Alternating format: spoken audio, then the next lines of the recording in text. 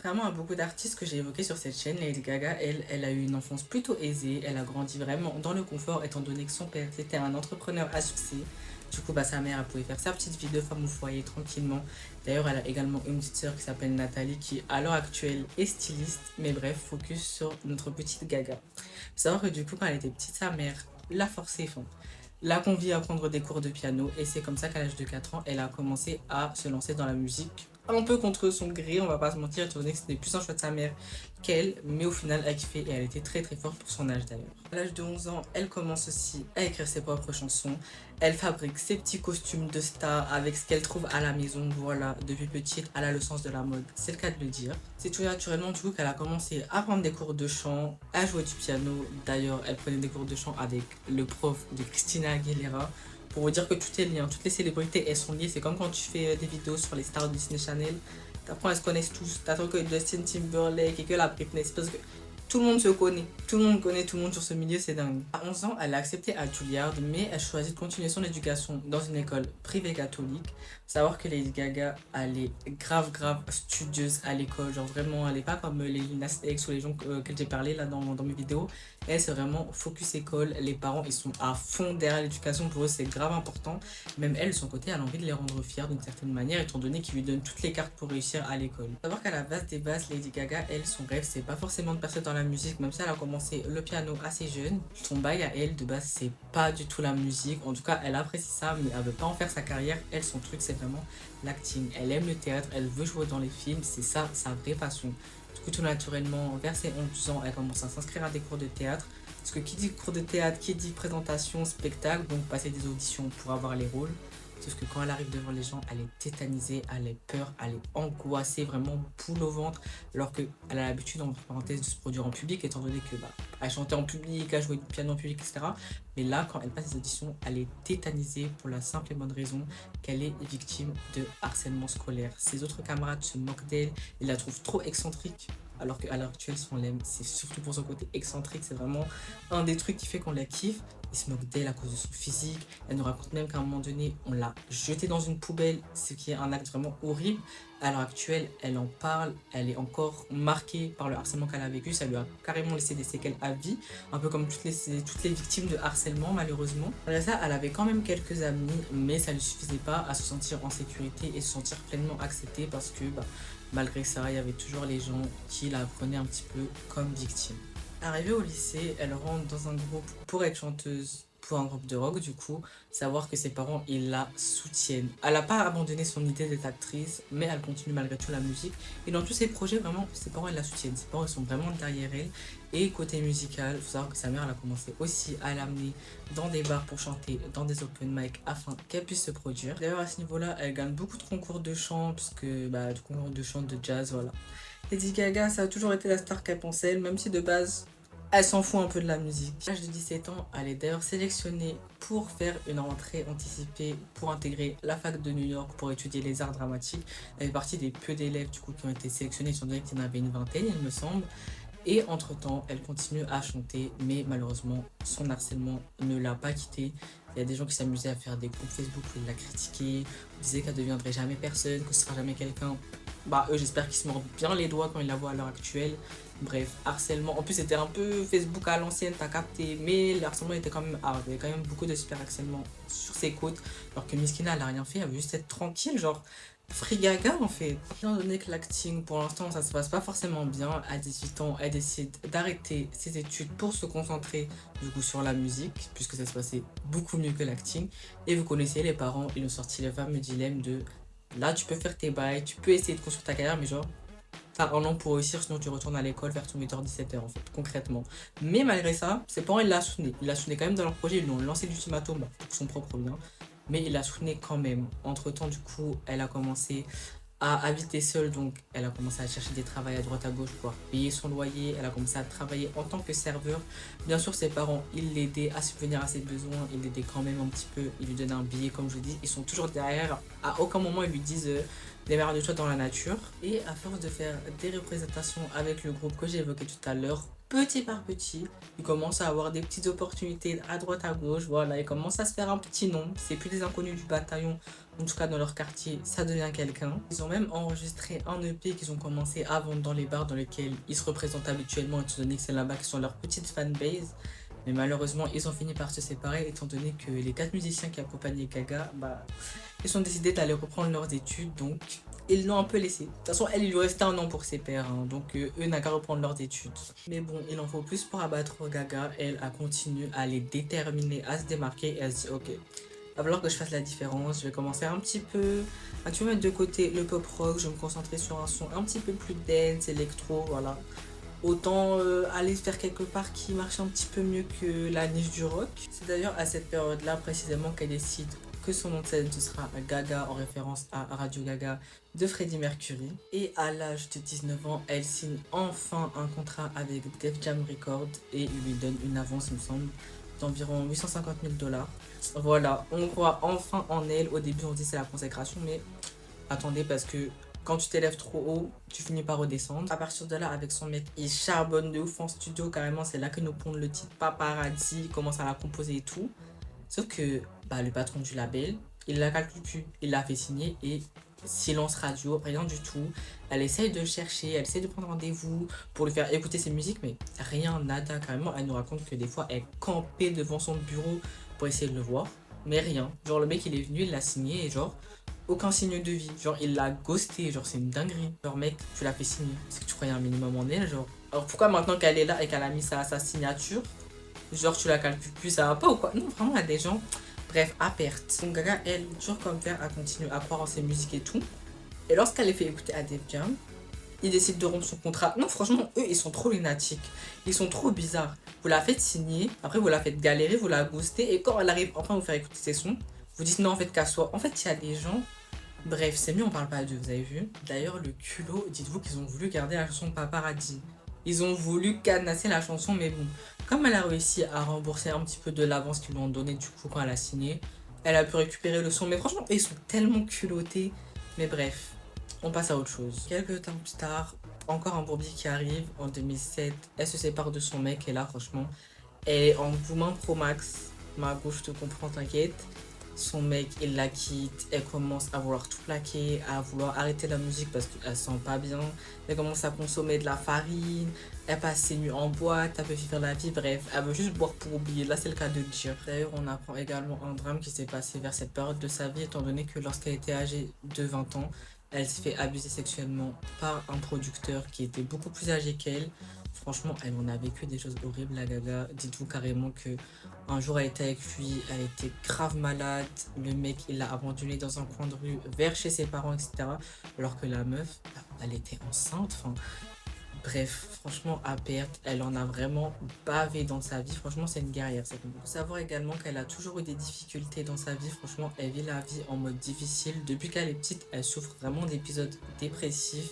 Et elle a également souffert de TCA. Franchement, quand je vous dis que cette femme, c'est vraiment une guerrière, franchement, je rigole pas. Elle a tellement souffert.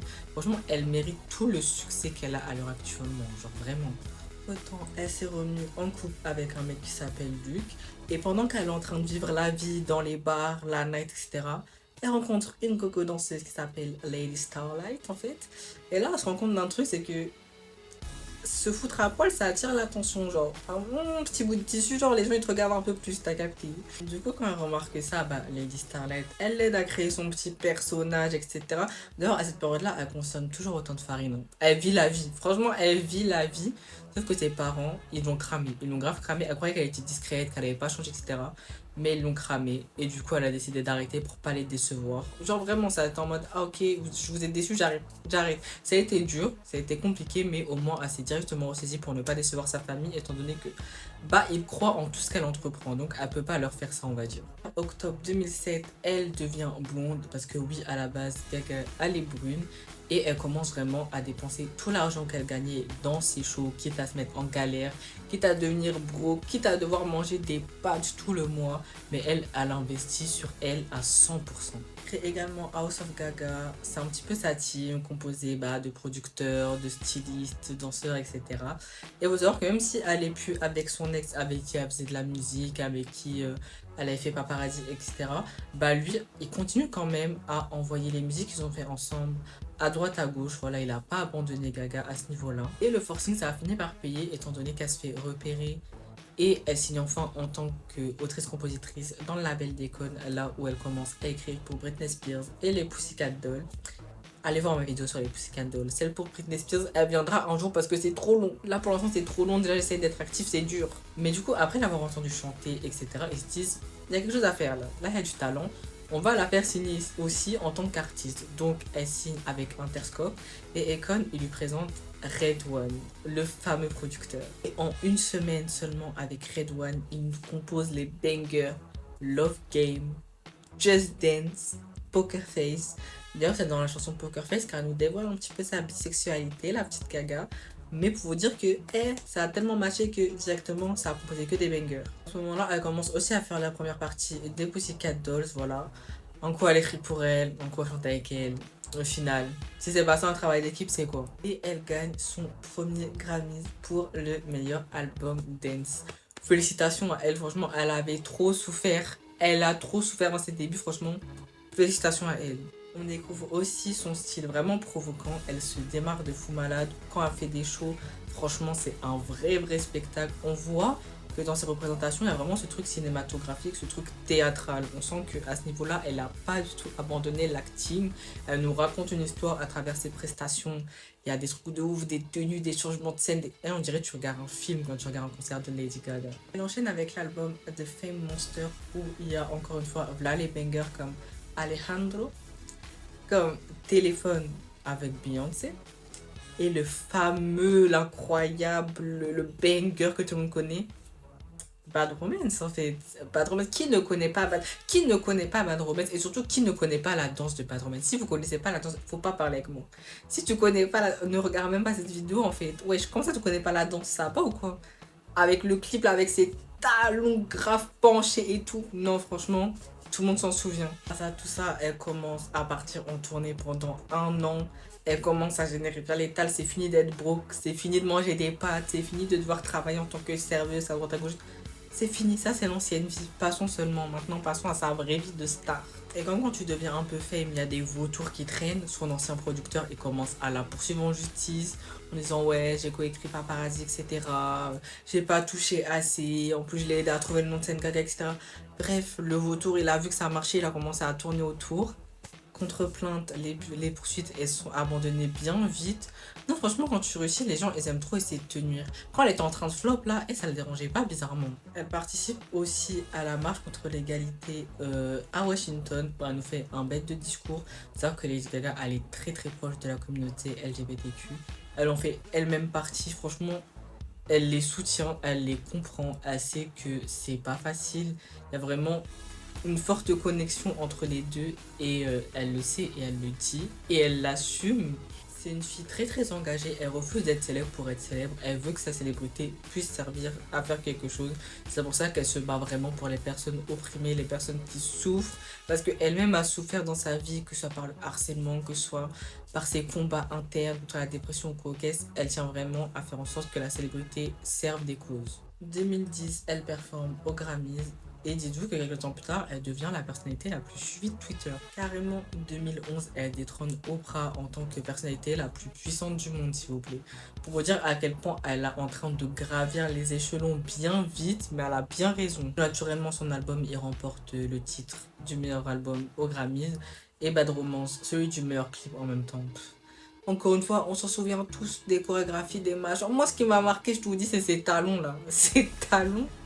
Je vais jamais m'en remettre. Je me souviens quand j'étais petite, je me disais, mais comment elle marche avec ça, wesh, qu'est-ce qui se passe? Elle crée également l'événement quand elle se pointe au MTV Music Award avec sa fameuse robe en viande. Mais en fait, avec du recul, elle en a fait des choses, wesh. Et je me souviens quand elle a débarqué avec cette robe, tout le monde en parlait, genre.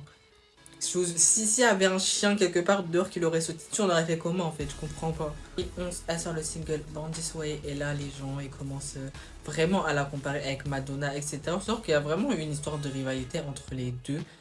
Beaucoup plus de la part de Madonna que de Gaga, puisque bah, Madonna, ça reste quelqu'un que Lady, elle admire en fait. Sauf que Madonna, au début, elle disait ah, vas-y, c'est cool, et elle la relève, etc. Mais plus le temps a passé, plus elle a mal pris qu'on les associe, plus elle a mal pris les ressemblances, etc. Elle a commencé un petit peu péter son seum, même si c'était jamais vraiment dit concrètement. Et Lady Gaga, elle était juste là en mode. S'il y a un problème, viens me parler. T'as vu, moi je t'aime bien, Mago, etc. Et la réalité, elle a duré plutôt longtemps, même si de temps en temps on les voyait ensemble, rigoler, hahaha, photos et tout et tout. Genre, Lady Gaga, elle avait le seum de la situation. Et bon, vas-y, malgré tout, Born This Way se place à la première place, comme d'habitude, dans sa banger. Encore une fois, de toute façon, est-ce qu'elle a déjà flop?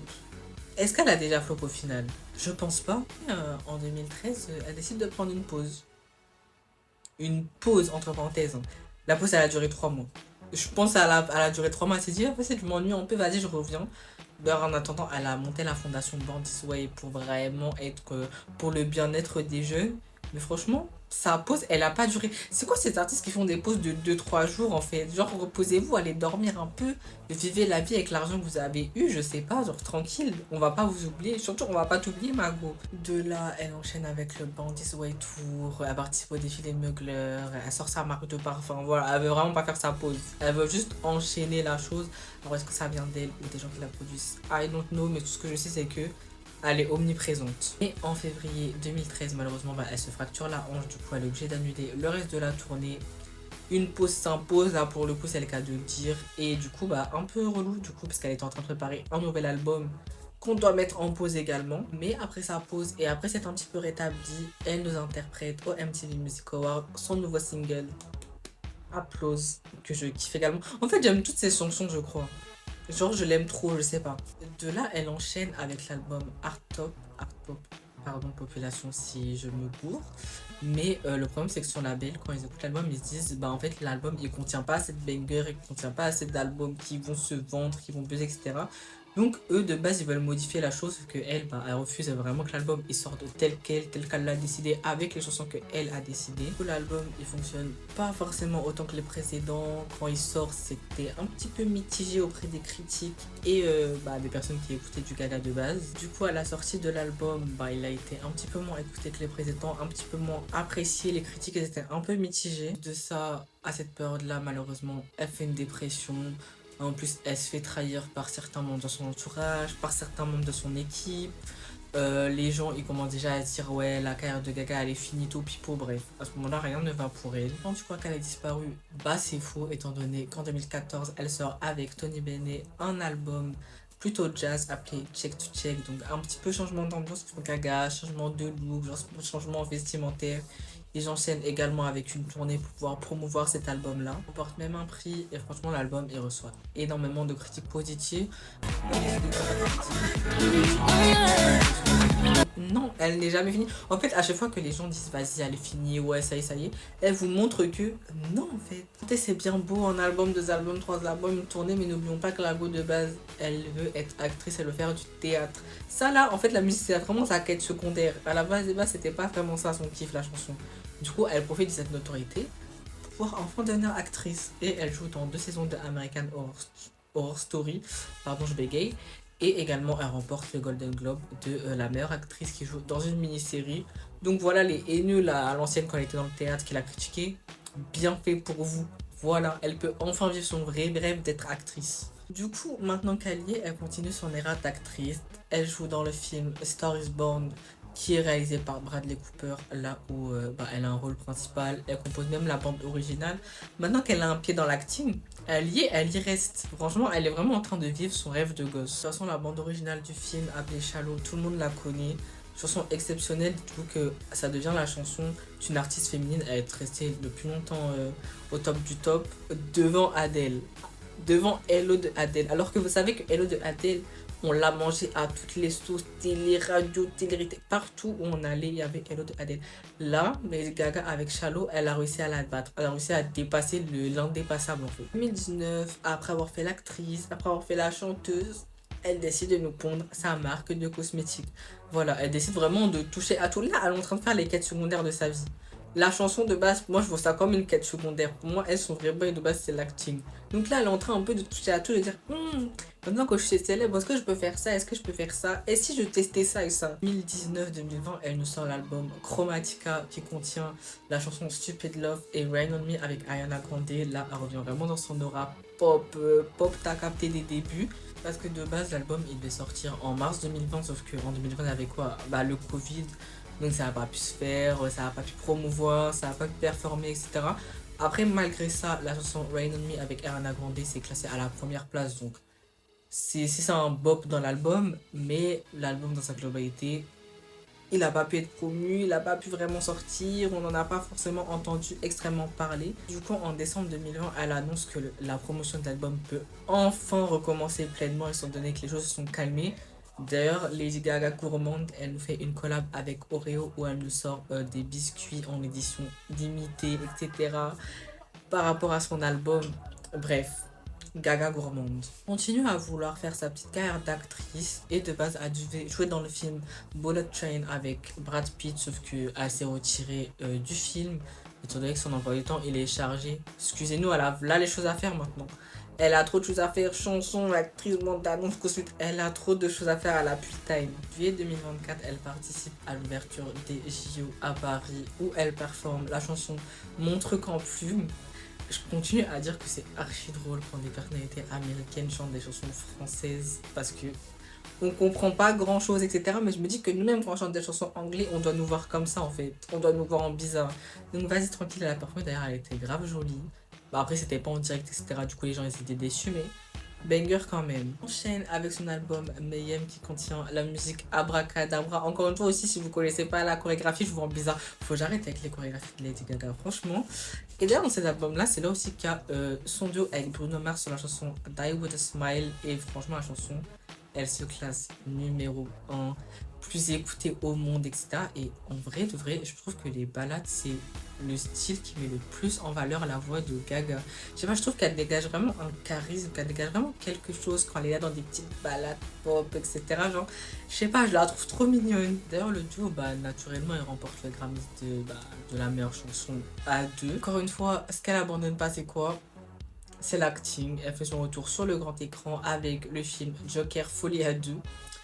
Film qui a flop. En fait, il faut savoir que le film, je l'ai pas vu, mais j'ai voulu le voir. Il faut savoir que avant de voir un film, j'aime bien regarder les critiques, etc. Je voulais carrément aller le voir avec mon copain, etc. Mais quand j'ai vu que c'était une comédie musicale, je me disais, ah ouais, on me l'a pas vendu comme ça. Et il y a plein de gens qui étaient déçus, genre, on s'attendait grave à un film. En fait, les gens, ils sortaient en mode, en fait, c'est une comédie musicale, genre, vous l'avez pas tissé comme ça. Du coup, les gens, ils ont été grave déçus.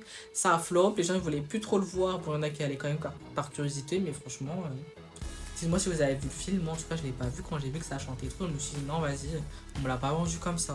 Peu de temps après, elle nous sort enfin le clip de Abracadabra. Et là, franchement, on revoit enfin la Lady Gaga extravagante, etc.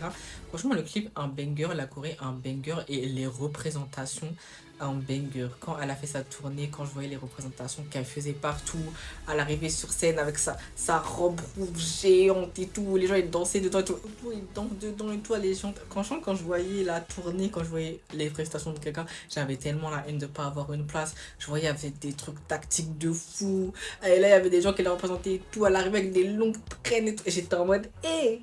Et Gaga de retour comme ça et tout, j'avais grave le seum de ne pas pouvoir assister à ça. On avait vraiment le retour en force de la base des bases. Et les dernières news importantes, on va dire, qu'on a sur Gaga, c'est tout simplement récemment lorsqu'elle a participé en février au Super Bowl aux côtés de Bad Bunny. D'ailleurs, dites-moi si vous voulez que je fasse une vidéo sur lui ou pas.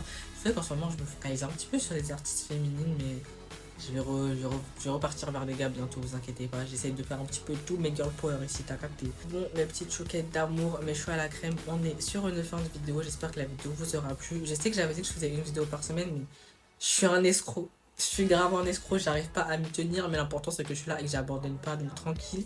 Puis si vous êtes encore là, c'est que vous m'aimez quand même encore un peu malgré mon côté je suis là, je disparais. J'espère que la vidéo elle vous aurait plu quand même. N'hésitez pas à liker, à commenter, à partager. Surtout, commenter, c'est grave important pour l'algorithme, etc. En plus, YouTube n'arrête pas de changer ses règles de machin, maintenant des boosts et tout. Je comprends rien. Moi, je fais ma vidéo, je monte, je poste, je m'enfuis, c'est tout. Dites-moi si vous voulez que je parle d'une personne en particulier également en commentaire. Et voilà, je vous fais plein de petits bisous sur la joue et on se dit à la prochaine.